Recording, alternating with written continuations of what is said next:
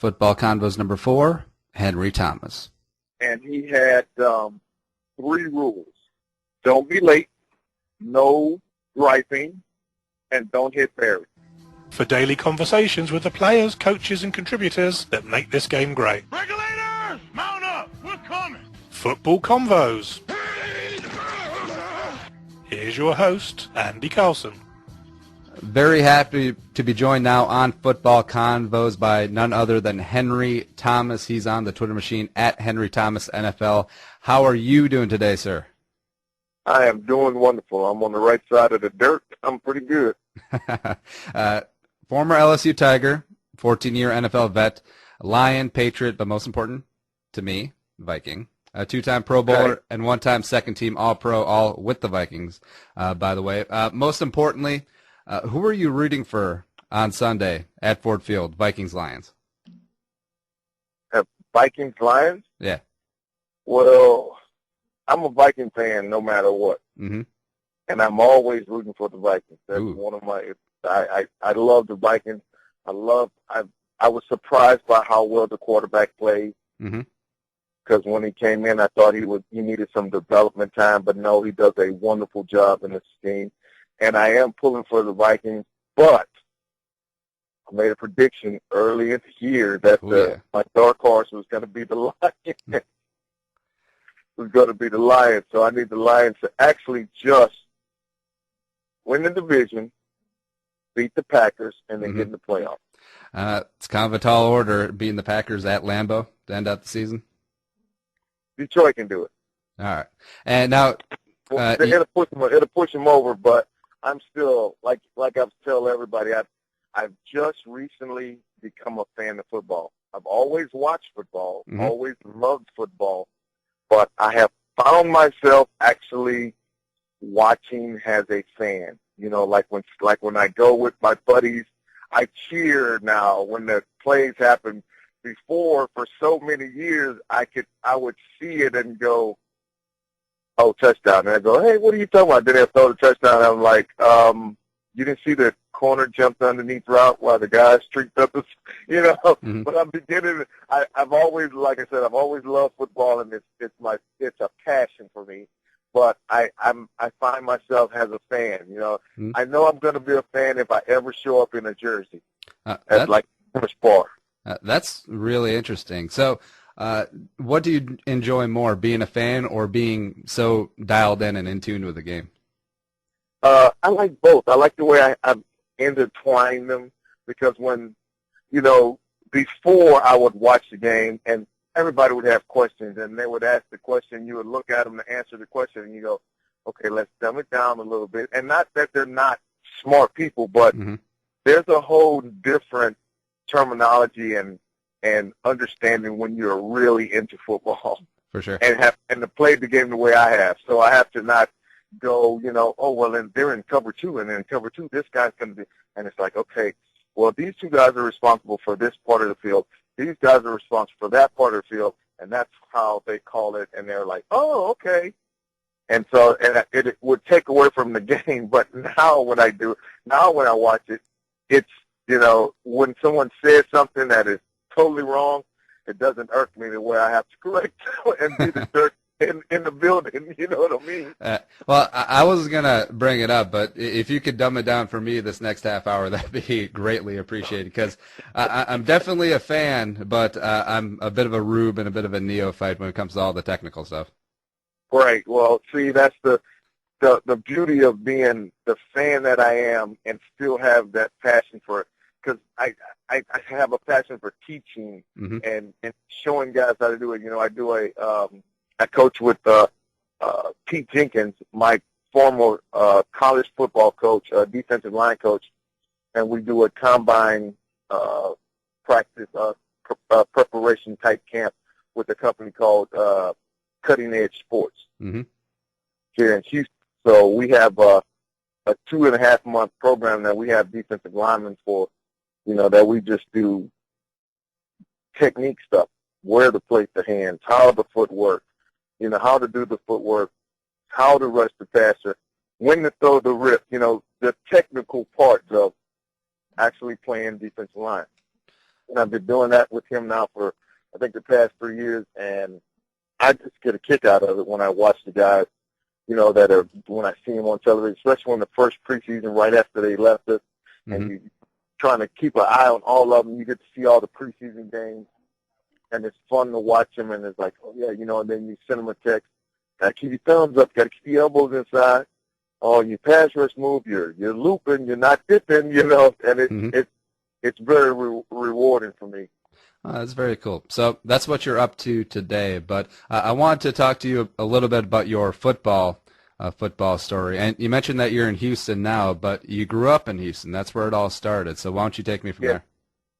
Yep, born and raised here in Houston. Played a little football off and on as a young guy. I didn't really get into football seriously till my sophomore year of high school, because I think I only played half the season my freshman year. And all of a sudden, my sophomore year, between my freshman year and my sophomore year, I was working at my father's restaurant, and then I had another job at a grocery store that I worked in the evenings. And in between the two jobs, I would go and work out. And that summer, I grew like 3 inches. So everything. That'll do it. Yes. And that's what, when I really, got the passion for start to play football. Like right around midway through my sophomore year, it was like really fun to be, because my sophomore year, I wasn't on the varsity team. Oh, really? I was on the sophomore team and the JV team. And every now and again, like 1 or 2 games, I got to dress with the varsity, but I wasn't on the team, and I wasn't on the team until my junior year. Were you always a D lineman, or did you play some offense as well? Oh, I was. My junior year, I was an offensive and defensive lineman, and then my senior year, I was a tight end and a defensive lineman. Oh, I bet you loved that. Oh, loved it. Until we played those. It was great, going out, catching the 12-yard out, and then, you could run through most of the cornerbacks and the guys out there because you're, a little bit bigger than they were. You were Gronk before Gronk was Gronk. Yeah, pretty much. Pretty much. I don't think I had that speed of his, but I was pretty quick. You're probably a little bit more durable, though. Oh, yeah, absolutely. There you go. Absolutely. And then you ended up at LSU. Now, was there any inclination to stay in state? No, those guys, when they recruited in state, especially because, most of the recruiting that was done for me, then people came to recruit me and interview me the year before or the year before that, they came to see someone else. Oh. Someone else with the big name or that they came to see, and then all of a sudden it was like, who's that guy?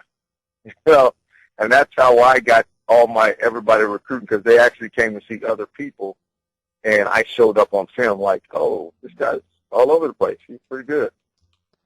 And the Texas teams schools, I should say, were like, they were kind of arrogant, in my opinion. They were like, oh, we know you're going to come here.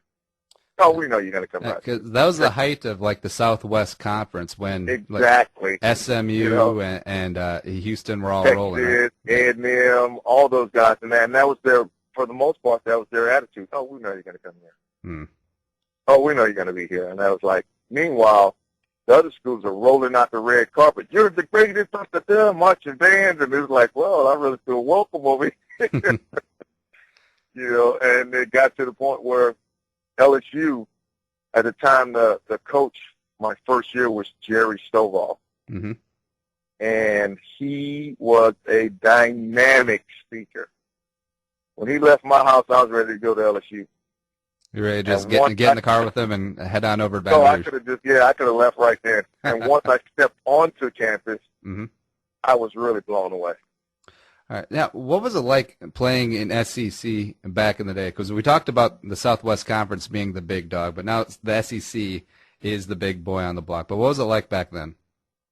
It was. We were still the big dogs. I mean, we still had powerhouse teams, and back then we only had one SEC. We didn't have a East and a West. or East and the West. You know, it was all the schools, and there were a lot of us. I mean, there was times that I think I only played Georgia once. I never played Auburn. Mm-hmm. You know, but that's how big the conference was, and we've always, you know, when you're in a battle for the conference, for the championship, there was no playoffs or no conference championship game. It was just, this guy beat that guy, and they beat them, and they didn't lose at all, and so you're the champion. Someone who's never experienced before, what's it like playing at Death Valley at night? It is something I cannot describe. It's something I've never relived ever in my playing career as a professional, because of the loyalty of the fans, the enthusiasm for the team, and how they genuinely make you feel like they feel your family. Mm-hmm. So when they're cheering and yelling and screaming at the other, you really feel like they got your back no matter what. And it's such a explosive family type. It's like a Thanksgiving dinner with the family that you haven't seen in a long time. Mm-hmm. And you're going to have those two uncles that, you know, love to have a couple drinks and really start the party. It's a great warm feeling with a bit of explosion connected to it. Like with about 100 decibels going on. Oh yes, deafening. You know, it's like just to be out there. My first experience there was I didn't get redshirted, and I was on the special teams. And everyone was telling me how crazy it was going to be when we go out through the tunnel, and it's going to be nuts. And I had that Texas arrogance about me. I was like, I played football in Texas. We play in front of 8,000 and 10,000 people. And those doors open, and we had to run out that tunnel. They had to help me because I couldn't believe how loud and how many people there were. Our first game was against Florida State, and I was on the kickoff team, and I made the first tackle. That was my introduction into the SEC football. The rest is history, as they say. Yeah, well, I made the first tackle on just by doing my assignment. It was a kick away, and I was supposed to keep outside pressure, and the guy missed. I saw the guy who was supposed to block me.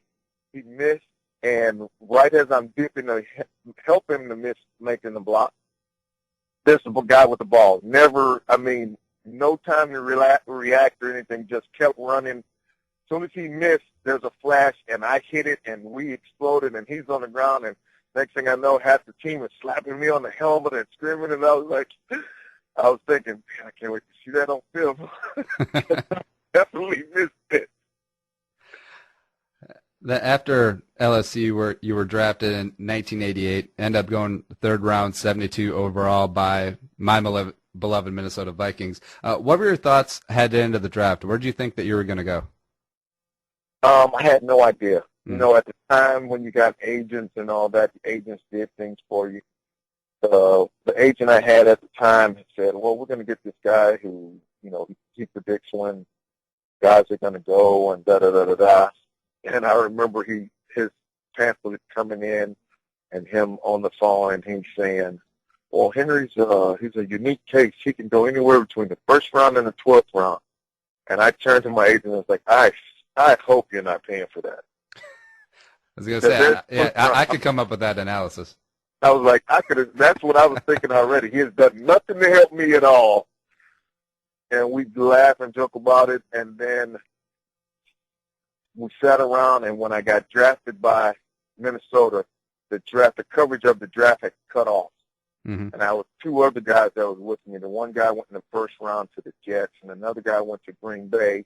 In the second round, well, then the coverage cuts off, and I'm still there like, okie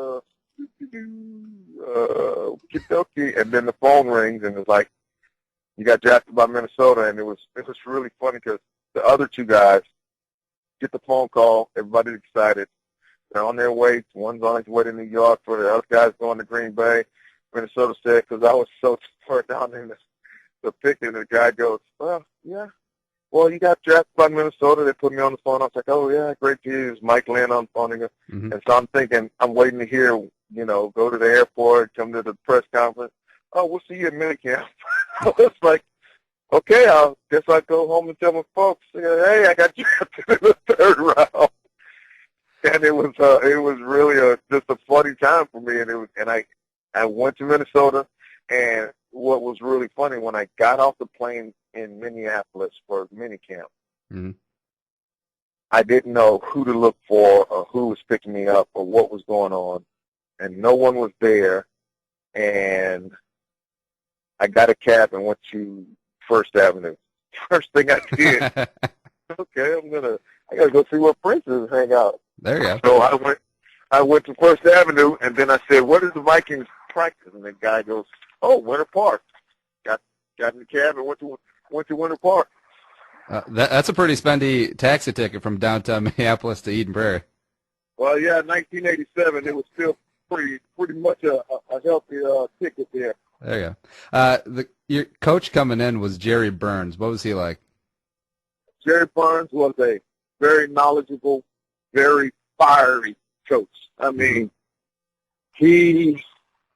how should I say this? He never held his tongue. Yeah, good, bad, or indifferent. Mm-hmm. Good, bad, or indifferent. He never held his tongue. Even if he was celebrating you for something, he had some great adjectives to describe it. If he was chastising you about something, he had some great adjectives to describe it. So he was a colorful guy, but when it came to the offense, and very knowledgeable. Yeah, very knowledgeable. Definitely seen some of Burns' old press conferences, and colorful would be the word to describe him. Yes, absolutely. I mean, even in his press conference, he'd get to go, he'd go to the press conference, knowing he's going to the press conference, but 3 minutes into it, he's thinking he comes off as though he's talking to his buddy on the corner or something. Mm-hmm. And then Denny Green came in. What are your thoughts about Denny? Well, when Denny came in, he brought in a whole different – he changed the atmosphere around the facility with everybody. I mean, from managers to trainers. This is an excellent organization. We're going to be excellent. Everybody's going to be excellent, no matter what we're doing. If we're playing marbles, we're going to be excellent at it. We're going to strive to be excellent. And he brought it in, and he brought in a staff of guys that were, I mean, being able to play under Tony Dungy, John Cheerlink as my defensive line coach. These guys did and taught all of us so much as football players and as men. Mm-hmm. Absolutely. Now, you mentioned Tony Dungy. He was the D coordinator there for your final 3 seasons as a Viking. Now, do you feel like you get a lot of your passion for teaching from the way that Tony and Denny have instructed throughout the years? Well, I think a lot of it does come from that, and from the way, like when Tony taught, Tony was a soft-spoken, to-the-point guy. Mm-hmm. To tell you how to do it and to correct you in the same tone. And it was refreshing to be a part of that. And, even playing under John Cheerlink, who was a powder keg. I mean, he could blow up at any second. Mm-hmm. But his passion for teaching you and for you getting it right shined through all that. There you go. Now, not to date myself here, Henry, but one of my first and favorite NFL memories is the old NFL films where you and Chris Dolman, it was pregame, and then you get together and then started smashing your helmets against one another. Now, I think that would be frowned upon today, wouldn't it? It might be. I mean, it was frowned upon then because only Chris and I would do it, and we did it before every game. And I can remember times of guys coming up and going, hey, let me get some of that, and one hit, and they're like, what the? I was like, you know what? Don't come over here. If you can't, because for us, we had a philosophy about our headgear. It had to be tight on game day. If my head wasn't wet, my helmet never fit. I couldn't get my helmet on. Oh, wow. If I wasn't sweating. And I think that's some of the things that, kept the head injuries to a minimum for the most part. Because the way we hit, I mean, you can see it. You can hear it on the film that it was pretty violent and pretty vicious. And we walked away like, okay, let's go to work. And sticking with the D-line, you played with a bunch of characters on there. Dolman, like we talked about, Keith Millard back in the day, and, of course, Johnny Randall. But why don't you give me a D-line story? Give me a funny little take from those guys. Oh, right. Okay, here's a great one. We're playing the Chicago Bears. And as a defense, we're having an incredible night. It's a Monday night game, and we're having an incredible night. And Chris and myself, we're kind of under the gun. We have to, because it was a Monday night game. Sunday night at the hotel, we kind of stayed up late watching movies or whatever, and we had a 9:30 meeting in the morning, like a special teams meeting, and then a defensive meeting. Chris and I walked downstairs about 10:20. Okay, we didn't walk. We were sprinting down the stairs about 10:20. And John Chidlick is livid. Like, what are you guys doing? What are you thinking? Denny Green was really upset, but he never spoke to us. He spoke to us through JT. And JT says to us, you guys better play your butts off. And we went out there. We're having an incredible game. The whole defense is playing really, really well. I got a sack. I think Chris and Johnny has a couple. I think we ended up the night with like 10 or 11 sacks. And it was one sack where Johnny and Chris got there pretty much at the same time. The quarterback was ducking, trying to keep from getting hurt, and he was going down, and they were both going for it, and they both looked like Superman diving out to touch him first to get the sack. Whoever touched him first gets the sack. And right on, as they both touch him, they look at each other and go, I got him. I know I got him. And it was the funniest thing I'd ever seen, because I'm pushing the double team, and I see the guy fall too, because I'm trying to get a little piece of that as well. And they both jumped up at the same time. I got him. No, I got him. And I thought, you know what? That's when you know you're winning and you're playing really well, because they can have a discussion about who got the sack. That's when the game's fun, Monday Night Football, and then it just turns into like you're playing backyard when you're kids. Yes. It was super cold that day, and we had a ball that day. And then after the Vikings, you moved on to Detroit. Now, did you only go to Detroit so you wouldn't have to chase Barry Sanders around anymore?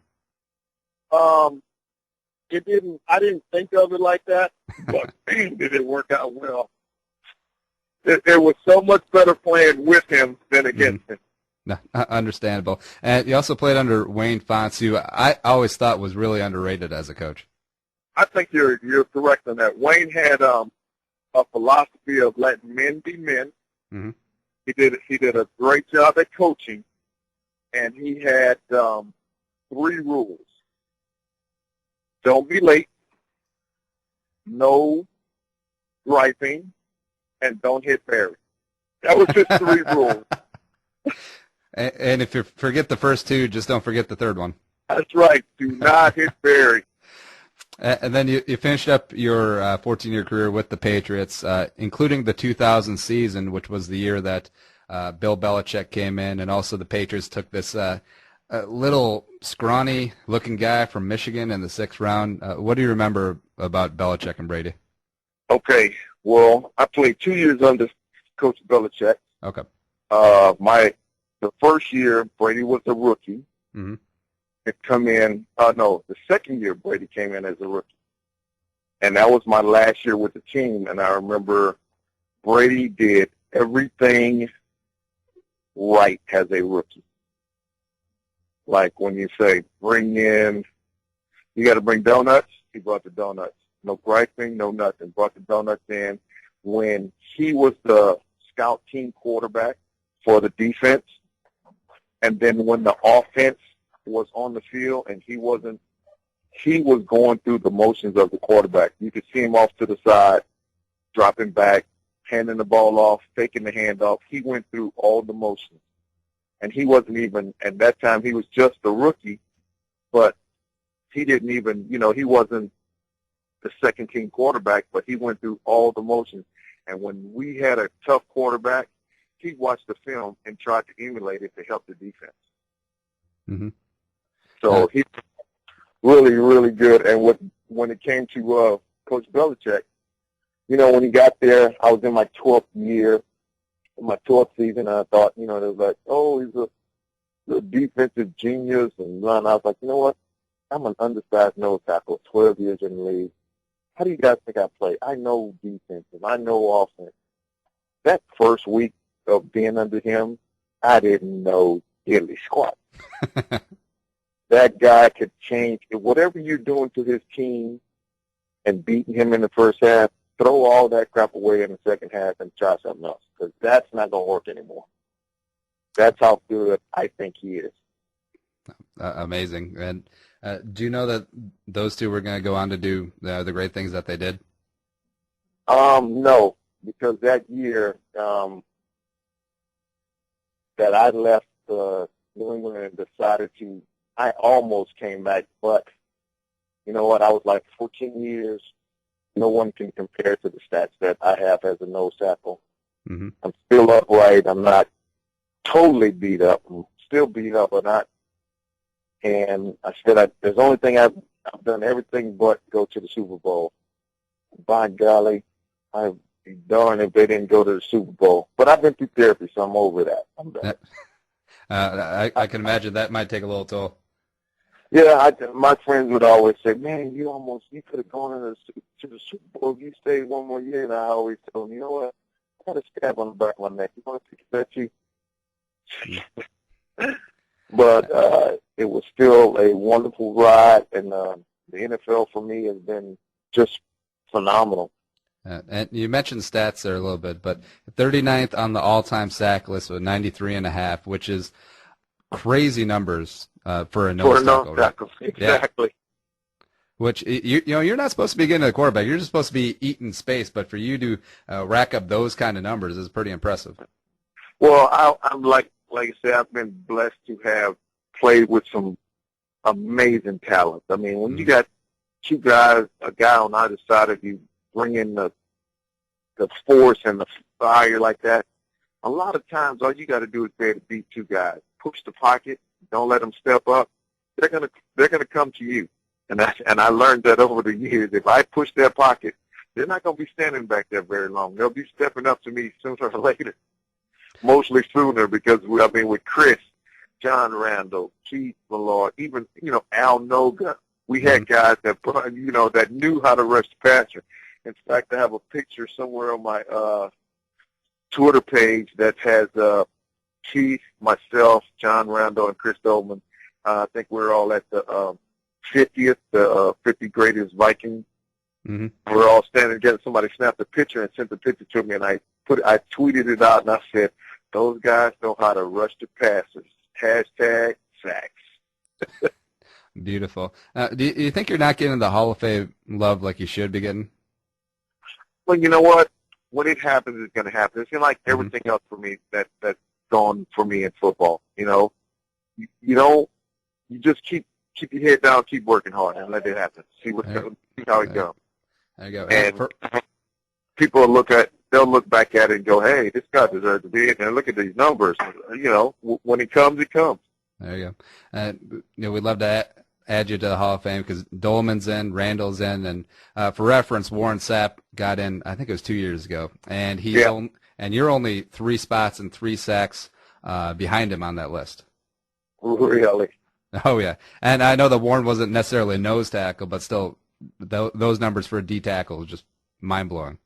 Yes, absolutely. So one day it's going to happen. There you go. So You mentioned you've been into coaching lately, and what would you like to get into, like NFL D-line coach? I would love to be an NFL D-line coach or a college D-line coach, where I can get some young guys and teach them the techniques of rushing the passer, how to rush the passer, how to play defensive line, how to be a run stopper and a pass rusher. Because, I played for 14 years, and in 14 years, I think I missed 7 games. Mm-hmm. And I play 2 downs, I play 1 down, I play all of them.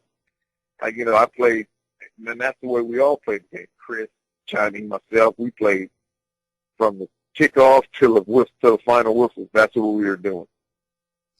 All right. Well, maybe you should get Les Miles or Mike Zimmer on the horn. I'm sure you could teach Everson, B-Rob, Linval, Sharif a little thing or two, especially Sharif.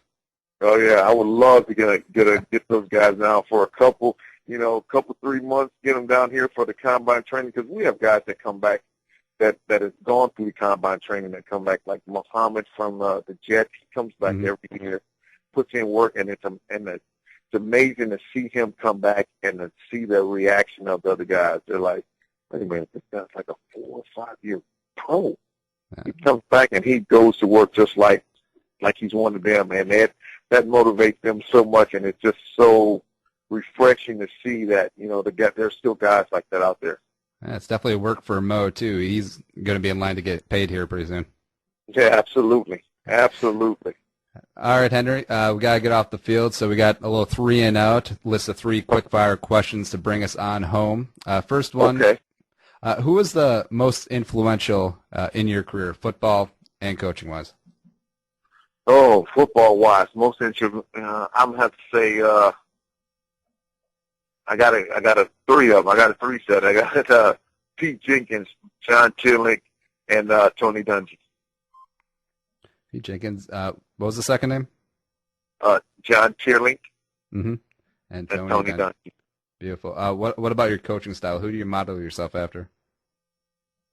I don't know if I model myself after anybody. All of them have great coaching styles, and I've taken some from every one of them. But I think I'm probably, if I had to make the comparison, say which one of these I'm close, it'll have to be Pete Jenkins. Pete Jenkins, beautiful. What's one piece of advice that you give to someone who'd want to follow in your footsteps? Want to follow in my footsteps? Yep. This game is, you get better by repetition. If your skill set is, you don't keep them forever. They deplete every year, so you have to do it over and over again. If you know where to place your hands, you got to keep learning to place your hands there. Repetition is the key. Repetition is the key. And lastly, we're big readers here on Football Convos. So what's the book recommendation you got for us, football, life, or otherwise? My big book is any John Sanford book about Mr. Davenport. I started reading those books when I first got to Minneapolis, and every time one comes out, I have to say my favorite is Certain Prey, and he writes about Minneapolis, and I get a warm feeling every time he says Hennepin County or the mall, anything in the book. I go, oh, I know what that is. It is just, and he's one of my favorite authors, so I'd have to say John Sanford is my guy. There you go, John Sanford. Any of the Prey books, but especially Certain Prey. It's funny you mentioned a warm feeling in your heart, because it actually just got really cold here today, and it's snowing out up here. Yeah, it's got a little chilly here today too. I think I'm gonna go play golf when I get out of here. So it's 67 degrees today. You're rubbing it in my face there. All right, so wrapping up, how can people interact with you? Through Jeff Duran, and you can also find us on Twitter and Facebook. All right, Twitter is Henry Thomas NFL. Henry Thomas NFL.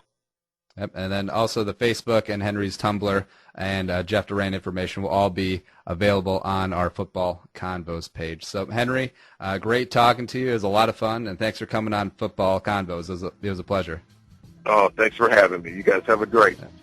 Thanks for listening to Football Convos.